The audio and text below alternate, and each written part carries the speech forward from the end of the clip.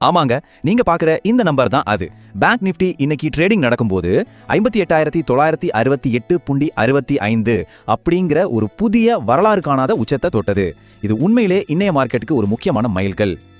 இதுல ஒரு சுவாரஸ்யமான விஷயம் என்னன்னா, இந்த ஏற்றம் ஒரு சில பங்குகள்ல மட்டும் இல்லாம பரவலா இருந்துச்சு. பேங்க் நிஃப்டில இருக்கிற எல்லா 12 வங்கி பங்குகளுமே பாசிட்டிவ்ல தான் இருந்தன. இதுல Canara bank, AU small finance bank, அப்புறம் ஐடிஎஃப்சி ஃபர்ஸ்ட் பேங்க்லாம் நல்ல லாபத்தோட முன்னணியில இருந்தாங்க. பேங்க் நிஃப்டி மட்டும் இல்லைங்க, ஒட்டுமொத்த சந்தைகளும் தொடர்ந்து 6வது நாளா லாபத்துல தான் முடிஞ்சிருக்கு. நிஃப்டி 25,950க்கு மேலேயும் சென்செக்ஸும் நல்ல ஏற்றத்தோடையும் க்ளோஸ் ஆச்சு. இது சந்தையோட பாசிட்டிவ் மனநிலையை தெளிவா காட்டுது. சரி, இப்போ டெக்னிக்கல் அனாலிசிஸ் என்ன சொல்லுதுன்னு பார்ப்போம்.